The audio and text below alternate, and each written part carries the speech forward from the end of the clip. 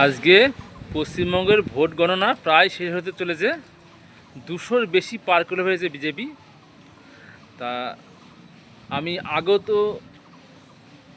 BJP সরকারকে জানাই অনেক অনেক ধন্যবাদ। তা আপনাকে আর একটা বিষয় জানাই যে আপনি যখন সরকারে বসবেন তা প্রতিজ্ঞা করতে হবে আপনাকে সরকারের সমস্ত রাজ্যের মানুষের কাজ করার জন্য। কাজ করার উদ্দেশ্য প্রতিজ্ঞা করতে হবে যে আমি সকলের কাজ করব। কে আমায় ভোট দিল কে দিল না সেটা বেছে নয়, সকলের সার্বিক উন্নয়ন যাতে হয় সেটা আপনাকে দেখতে হবে। আর মানুষের কর্মসংস্থান এটা বিশেষ প্রয়োজন।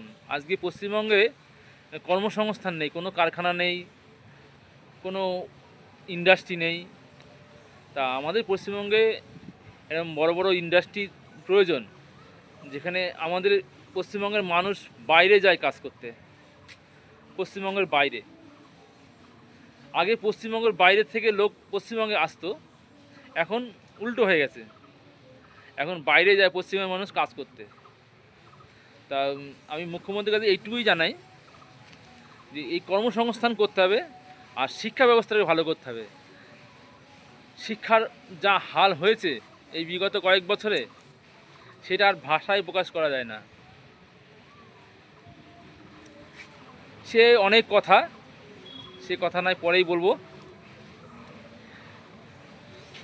তবে শিক্ষা, স্বাস্থ্য আর এটা মুখ্যমন্ত্রীর কাজ কি? শিক্ষা, স্বাস্থ্য, কর্মসংস্থান আর পানীয় জল আর রাস্তাঘাট, এইগুলোই মুখ্যমন্ত্রীর কাজ। এইগুলো দেখাশোনা করাই মুখ্যমন্ত্রীর আসল কাজ। তাই এইগুলোর দিকে ধ্যান দিয়ে, অন্য দিকে ধ্যান যাতে না দিয়ে এইগুলোর দিকে ধ্যান দেওয়া যায় সেটাই দেখবেন। তা আমি পশ্চিমবঙ্গবাসীর উদ্দেশ্যে বলছি, তোমরা এই যে ভোট পরবর্তী হিংসা কেউ করো না। হিংসায় কখনো উভয়েরই ক্ষতি হয়। তুমি যখন অপরের ক্ষতি করছো তোমারও ক্ষতি হচ্ছে।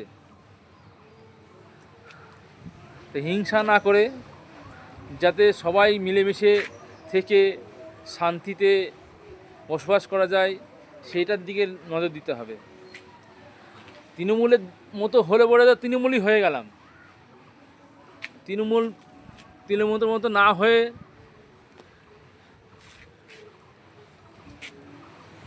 সাধারণ মানুষের মতো হতে হবে।